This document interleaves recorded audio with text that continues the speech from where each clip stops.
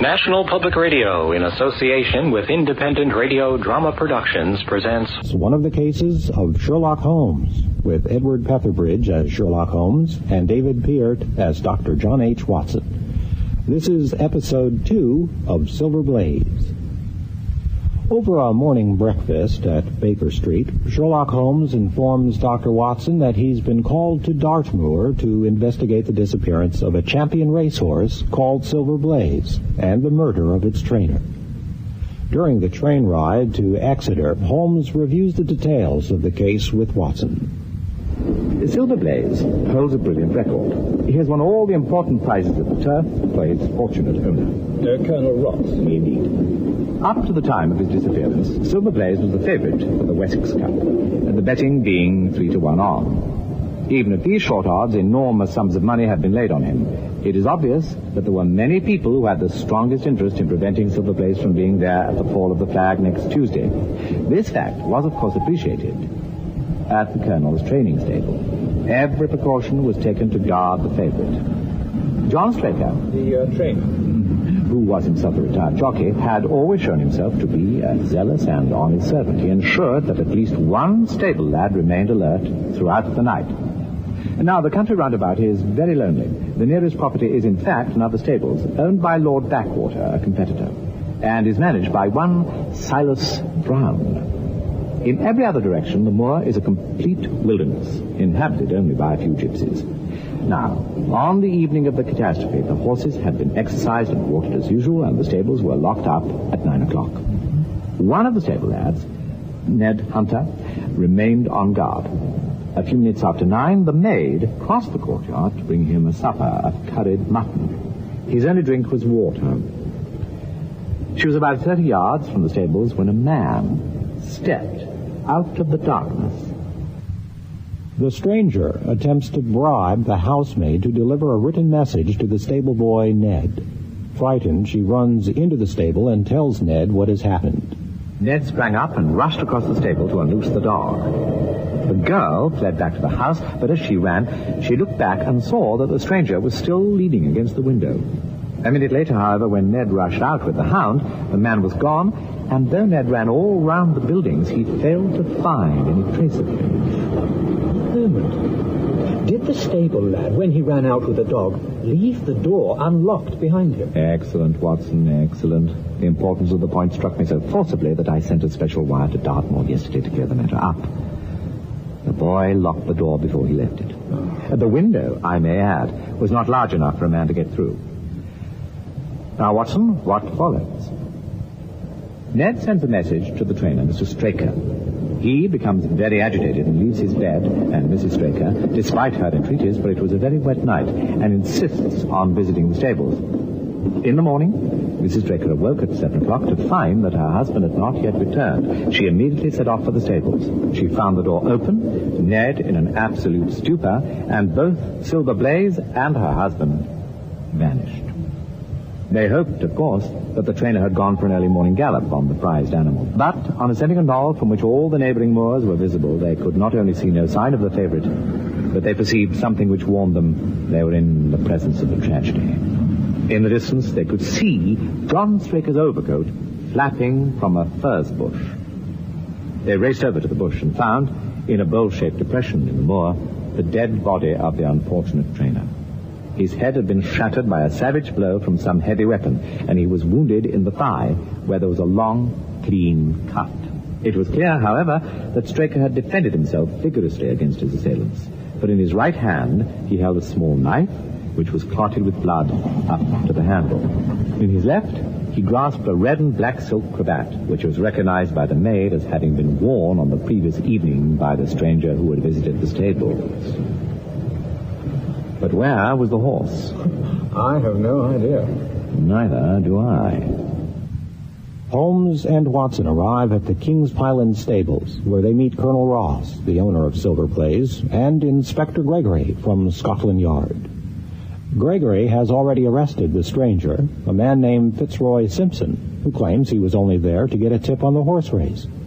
Holmes asks to see the contents of the late John Straker's pockets, and Inspector Gregory obliges. It's all in this box, gentlemen. Nothing out of the ordinary, as you can see. A box of matches, tallow candle, a pipe, sealskin tobacco pouch, silver watch and chain, some papers, 5 gold sovereigns, aluminium pencil case, and an ivory-handled blade. And the blade is entirely inflexible, and there is an inscription. It is marked Weiss and Company. This is a very singular knife. Watson, this knife is surely in your line. Here, take a look. Yes. It is what we call a cataract knife. Cataract knife? Yes. A very delicate blade devised for very delicate work.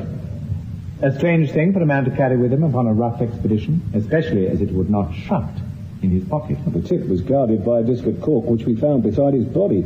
Now, his wife tells us that the knife had lain for some days upon the dressing table and that he had picked it up as he left the room. It was a poor weapon, but perhaps the best he could lay his hand on in the moment. Now, how about these papers? Well, 3 of them are hay dealers' receipts, and one of them is a letter from Colonel Ross. Now, this other is a milliner's account for £37.15, made out by Madame Legurier of Bond Street to William Derbyshire. Now, Mrs. Straker tells us that Derbyshire was a friend of her husband's and that occasionally his letters were addressed here. Madame Derbyshire had somewhat expensive tastes. 22 guineas is rather heavy for a single costume. Then it's off to the moor to visit the hollow where the murder took place. As desolate a spot as one might wish for a murder. Eh, Watson? Indeed. This hollow would ensure concealment from any prying eyes. Right. And this bush is where you found the coat of the deceased? That's correct. There was no wind that night, I understand. None, but there was a very heavy rain. Torrential rain, sir. Never seen the like. In that case, Colonel Ross, the overcoat was not blown against the firs, but placed. Yes, sir. It was laid across the bush. You fill me with interest. I perceive that the ground has been trampled up a good deal. No doubt many feet have been here since Monday night. Yes, Mr. Holmes. The ground has not been disturbed. I took the precaution of laying a piece of matting. We all stood upon that. Excellent. And in this bag, I have one of the boots which Straker wore, one of Fitzroy Simpson's shoes, and a cast-off horseshoe belonging to Silver Blaze. Yes, Inspector, you slip past yourself. If you'll be so good as to give me this vital bag, I will be back in a few moments. What's he up to, Dr. Watson? Conducting a close examination. He's got his nose so close to the mud, he looks like a bloodhound. What's he about, smelling out clues? That could be about the size of it, Inspector. Well, I doubt he'll find much. Ah, what's this? What have you found? It's a match, Watson. Half burned and covered in mud. Well, I cannot think how I came to overlook it. Well, I hope there are no other things you've overlooked, sir. Do not be disconsolate, Inspector. This little match was invisible, buried in the mud. I only saw it because I was looking for it. Colonel Ross and Inspector Gregory return to Kings Island while Holmes and Watson follow another line of inquiry. Here's the concluding episode of Silver Blaze with Edward Petherbridge as the master detective.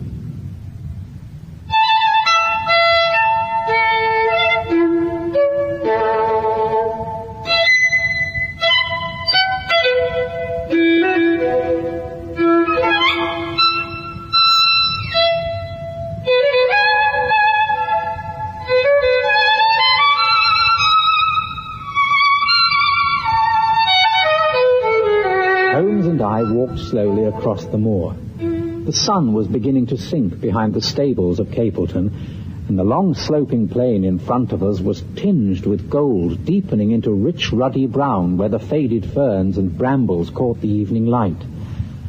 But the glories of the landscape were all wasted upon my companion, who was sunk in the deepest thought. It's this way, Watson. We may leave the question of who killed John Straker for the instant and confine ourselves to finding out what has become of the horse. Now, supposing that he broke away during or after the tragedy, where could he have gone? The horse is a very gregarious creature. If left to himself, his instincts would have been either to return to King's Island or go over to Capleton. Why should he run wild on the moor? He would surely have been seen by now.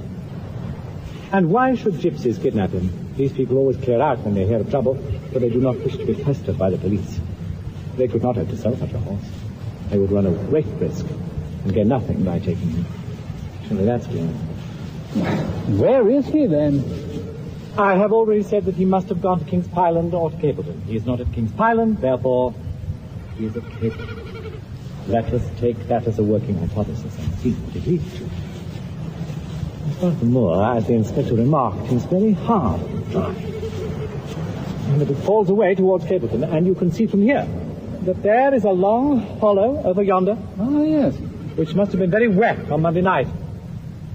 If our supposition is correct, then the horse must have crossed that. And there is the point where we should look for his tracks. Come along. Ah, do you see? Do you see hoof prints? Now, let us see if my lucky horseshoe fits. Yes. Now, you see the value of imagination. It is the one quality which Gregory lacks. We imagined what might have happened, acted upon the supposition, and find ourselves justified. Let us proceed.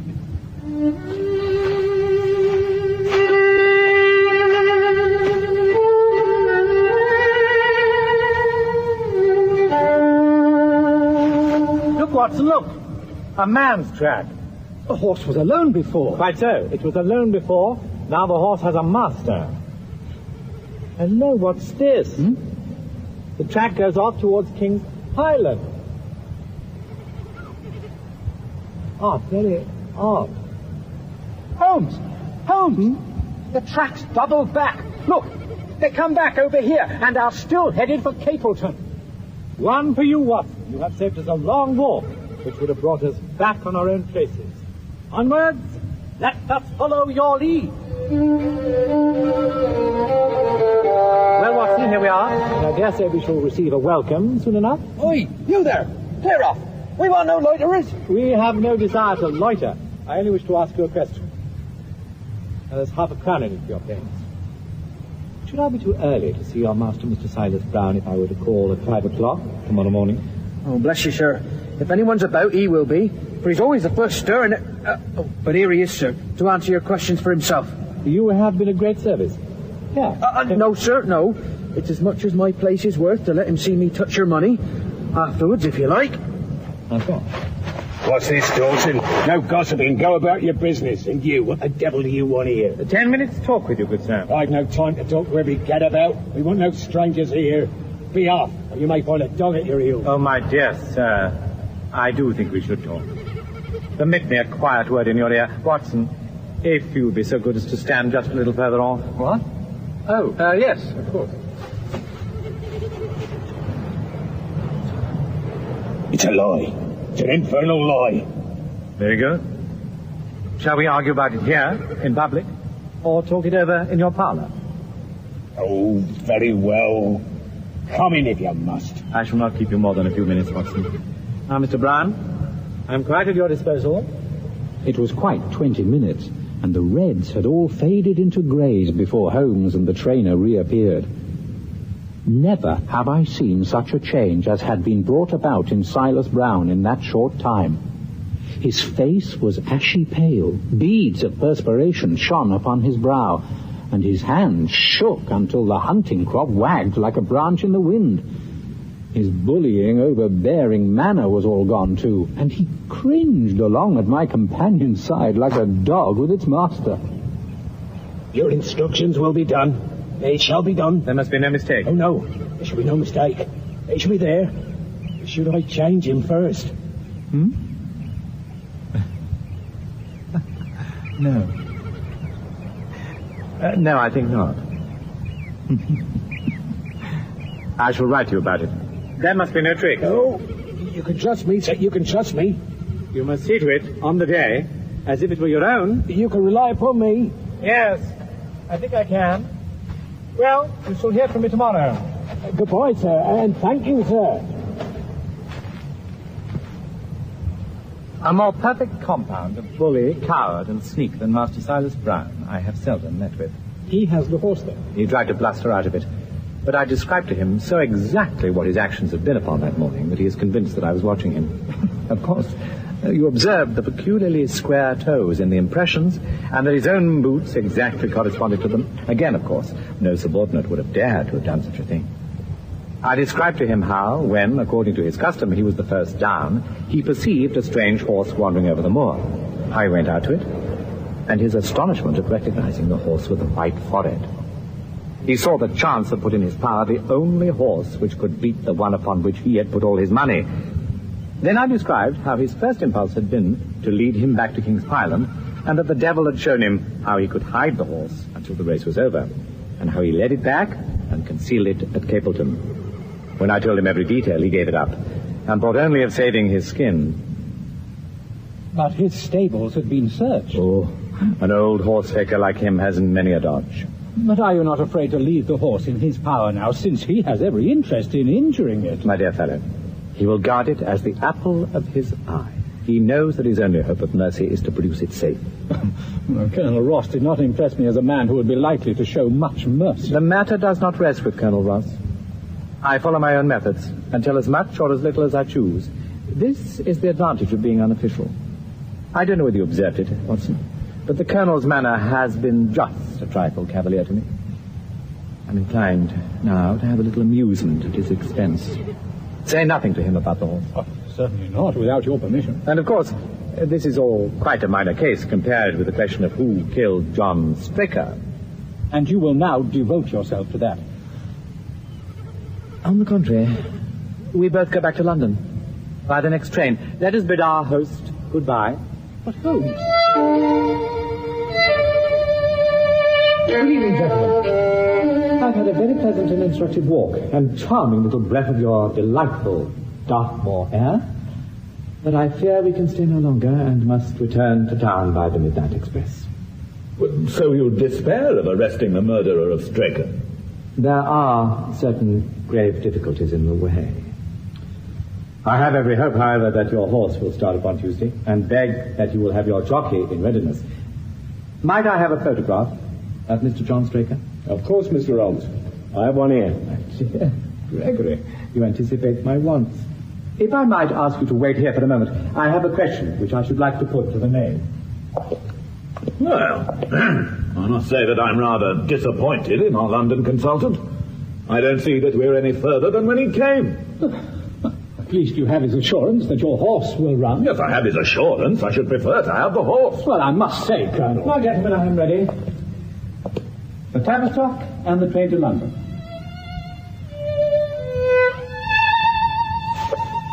I see you have a few sheep in your paddock.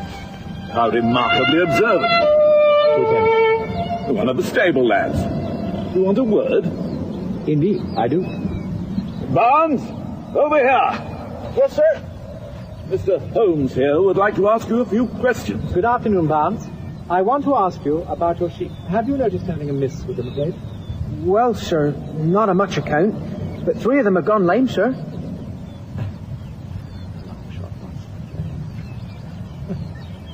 Gregory, let me recommend to your attention this singular epidemic among the sheep.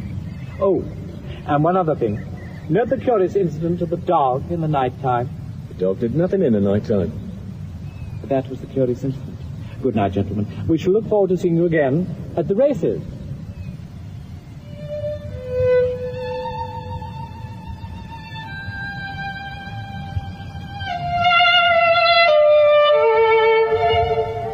I've seen nothing of my horse. I suppose that you would know him when you saw him.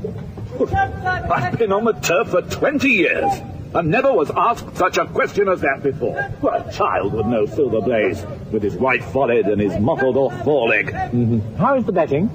Well, that's the curious part of it. You could have got 15 to 1 yesterday, but the price has become shorter and shorter until you can hardly get 3 to 1 now. Oh, somebody knows something. That is clear. 5 to 4 against Silver Blaze. They're shouting the latest odds now, Holmes. 15 to 5 against Desborough. 5 to 4 on the field. There are the numbers up. All 6 runners are there. All 6 there? Well, then my horse is running. But I don't see him. My colours haven't passed. Here he is, Colonel. He's in your black and red. Well, that's not my horse.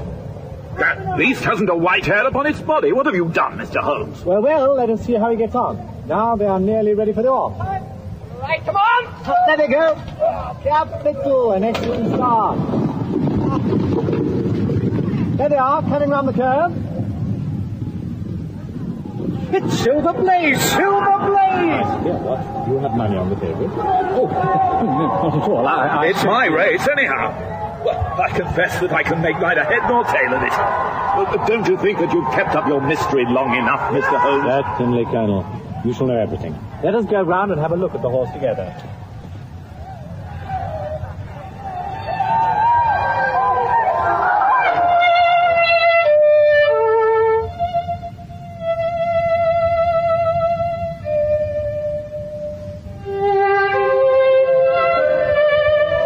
Here he is. You have only to wash his face and his leg in spirits of wine, and you will find he is the same old Silver Blaze as ever.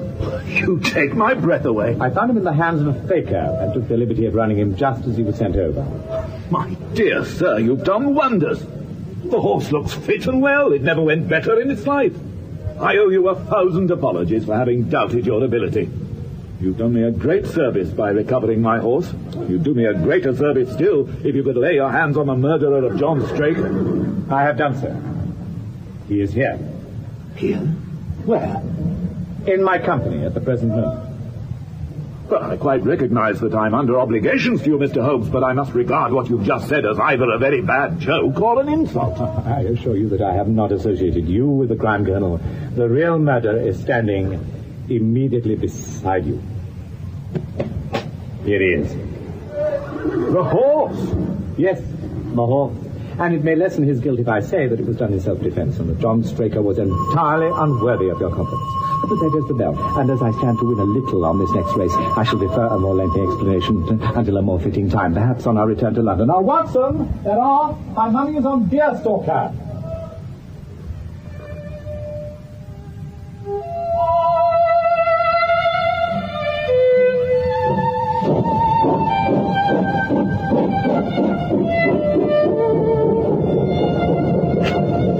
Mr. Holmes, you promised me an explanation. I did, Colonel. And I shall endeavor to give you a full account. But where to begin? The curried mutton, I think. Curried mutton? Yes, the dish. Fed to the grooms. It was the first link in my chain of reasoning. Powdered opium is by no means tasteless. The flavor is not disagreeable, but it is perceptible. Were it mixed with any ordinary dish, the eater would undoubtedly detect it, and would probably eat no more. The curry was exactly the medium which would disguise this taste. Our first suspect, Fitzroy Simpson, could never have caused curry to be served in the trainer's family that night, and it is surely too monstrous a coincidence to suppose that he happened to come along with powdered opium on the very night curry was served up. I therefore eliminated Simpson from the case, and our attention centered upon Straker and his wife, the only two people who could have chosen curried mutton for supper that night. The opium was added after the dish was set aside for the stable boy. The others had the same supper with no ill effects. So, someone had access to the dish without the maid seeing. And what of the silent dog? Someone had been into the stable and taken out the horse, and the dog had not uttered a single bark. Obviously, the midnight visitor was someone whom the dog knew. I was already convinced, or almost convinced, that John Straker went down to the stables in the dead of night and took out Silver Blaze.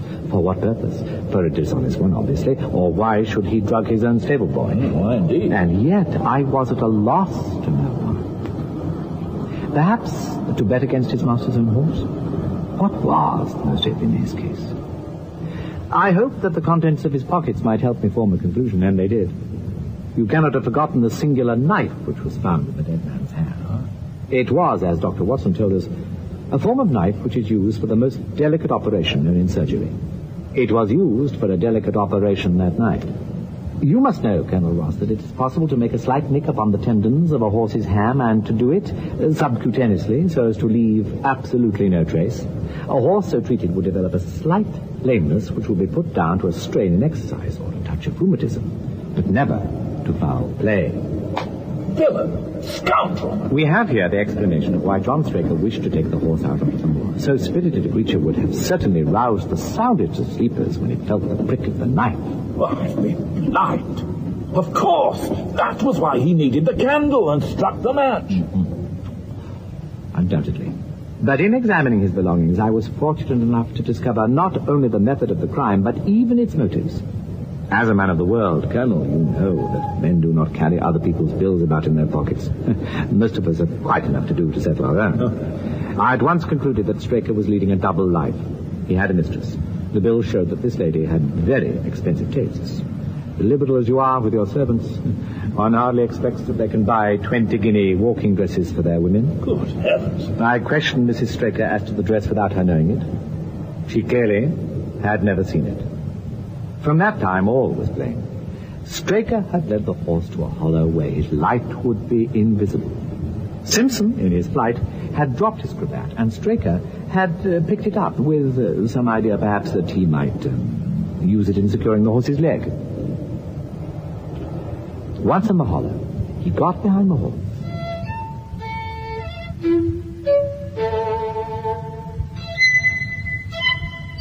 Easy, boy. Easy. Soon be over. Steady, steady. Just need a little light. You see, the horse killed the trainer in self-defense. Wonderful. You might have been there. My final shot was, I confess, a very long one. It struck me that so astute a man as Straker could not undertake this delicate, tender nicking without a little practice. What could he practice on? My eyes fell upon the sheep. It transpired that some had gone mysteriously lame. My surmise was correct. You've made it all perfectly clear, Mr. Holmes. When I returned to London, I called upon the milliner, who had once recognized Straker from his photograph as an excellent customer of the name of Derbyshire, who had a very dashing wife with a strong partiality for expensive dresses. I have no doubt that this woman had plunged him head over ears in debt, and so led him into this miserable plot. You've explained all but one thing. Where was the horse? Ah. It bolted, and was cared for by one of your neighbors. We must have an amnesty in that direction. We are at Clapham Junction. We shall be in Victoria in less than 10 minutes. If you care to smoke a cigar in our rooms, Colonel, I shall be happy to give you any other details which might interest you. And that concludes this presentation of Arthur Conan Doyle's Silver Blaze, adapted for radio by Tim Crook and Richard Shannon. With violin music performed by Robert Gibbs and Michiko Ueno. I'm Steve Zakar. Support for this program is provided by National Public Radio member stations and the NPR Arts and Performance Fund. This is NPR, National Public Radio.